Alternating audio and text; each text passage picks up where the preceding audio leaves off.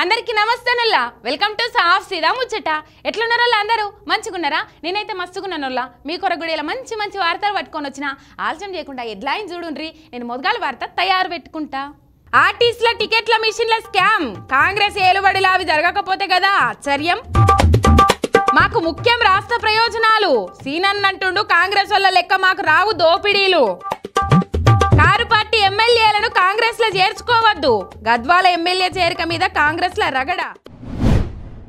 Car పార్టీలుండే అసలైన లీడర్లు ఎప్పుడు తెలంగాణ ప్రయోజనాల గురించే ఆలోచన చేస్తారు. తెలంగాణ కోసమే పరితపిస్తారు. అధికారం ఉన్నా లేకున్నా ఉద్యమ నాయకుని ఎంబడే ఉంటారు. అసొంటి వాళ్ళ దాంట్లో నెంబర్ ఏకుంటాడు మాజీ మంత్రి శ్రీనివాస్ గౌడ్ అన్న. అధికార పార్టీకి సురుకులు పెట్టుట్లా అన్న స్టైలే అలాగుంటది. మాజీ మంత్రి శ్రీనివాస్ గౌడ్ అన్నంటే శ్రీనివాస్ గౌడ్ అన్ననే. అధికార పార్టీకి కర్రు గాల్చి వాతలు పెట్టుట్లా అన్నది మంచిగా అచ్చొచ్చిన చేయి. ప్రభుత్వం వచ్చి 6 నెలల పొద్దాయే. తెలంగాణలో 7 సమస్యలు ఆన్నే ఉన్నాయి. ఇంతకీ ఏం పడవ చేస్తుర్రు ఇళ్ళని గట్టిగానే అరుచుకుండు.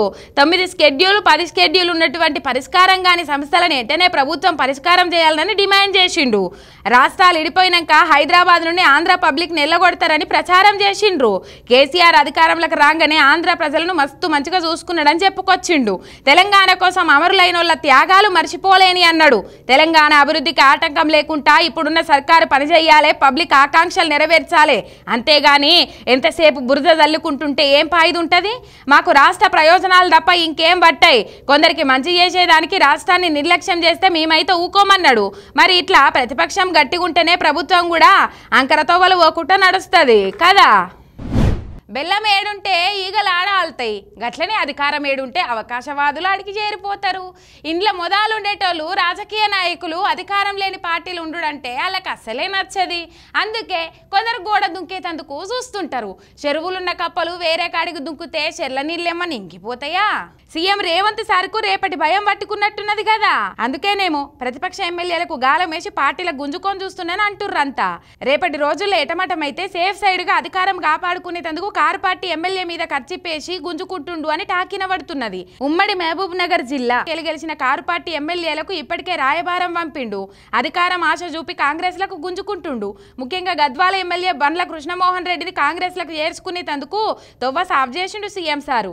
అయితే ఇన్నొద్దులు ఎవరి మీద కొట్లాడినామో వాళ్ళనే పార్టీలకు తెస్తే మా గతేం కావాలి, మా బతుకులేం కావాలని గద్వాల కాంగ్రెస్ ఇన్ఛార్జి సరితా తిరుపతయ్య మల్లురవి సార్ ఇంటికి పోయి కన్నీళ్లు పెట్టింది. బండ్ల కృష్ణమోహన్ రెడ్డిని కాంగ్రెస్ పార్టీలో చేసుకోవద్దనుకుంటా మల్లు సార్ను బతిలాడింది. సీఎం తీసుకున్న నిర్ణయం అమ్మా, నేనేం చేయాలని మల్లు సార్ చెప్పిండట. మరి కాంగ్రెస్ పార్టీ సొంతోళ్ళకే న్యాయం చేయలేదు, పక్క పార్టీల నుంచి పోయిన వాళ్ళకేం న్యాయం చేస్తుంది? పోయేటోళ్ళు కూడా ఆలోచన చేసుకోవాలి. కాంగ్రెస్ సర్కార్ వచ్చి 6 నెలలు అవుతుంది. 6 గ్యారంటీలు అమలు కాలేదు కానీ 6 స్కాములు కోట్ల రూపాయలు ఎనికేసుకున్నాడైతే మస్తుగా చేస్తురని అంటున్నాడు మన్ని క్రిషాంక్ అన్న. ప్రతి శాఖల జంగు పట్టినట్టు వట్టి దేన్ని విడిచిపెట్టకుండా శాంతం వీలుస్తున్నారు లీడర్లని అంటున్నాడు. బియ్యం బిడ్డనే కాదు ఆర్టీసీ టికెట్లలో కూడా కుంభకోణానికి తెరదీసిండ్రని అంటున్నాడు. కాంగ్రెస్ కున్న ముద్దు పేరు కాంగ్రెస్ అన్నదాన్ని సార్థకత చేసుకుంటున్నారు కదా కాంగ్రెస్ వాళ్ళు.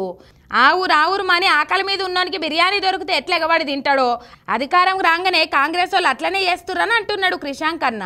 6 నెలల్లో 6 గ్యారంటీలు అమలు చక్కగా లేదు కానీ 6 స్కామ్లతోటైతే దూసుకోబోతుండ్రు. లేటెస్ట్గా ఆర్టీసీ టికెట్ మిషన్ల కొనుగోలు దాంట్లో మతలావేందో బయట పెట్టాలని మంత్రి పొన్నంను నిలదీసిండు క్రిషాంక్ అన్న. జనవరి 11 నాడు ఆర్టీసీ డిజిటల్ టికెట్ల కోసం ఇచ్చిన టెండర్ను రద్దు చేసి ఆఫ్లైన్ టెండర్ను తీసుకొచ్చిండ్రు. గుట్టు సప్పుడు కాకుండా చెలో మొబిలిటీ అనే సంస్థకు మళ్ళీ ఇప్పుడు టెండర్ను గట్టబెట్టిర్రు. ఆ మతలావేందో చెప్పమంటున్నాడు.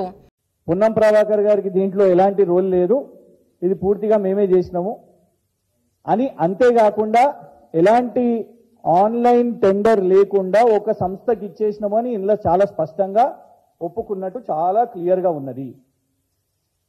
వాళ్ళు మెన్షన్ చేసిన దాంట్లోనే చాలా స్పష్టంగా డేట్స్ ఇచ్చారు. ఫస్ట్ 2022లో టెండర్ వేసారు, ఆ తర్వాత 2023లో రద్దు చేసిర్రట.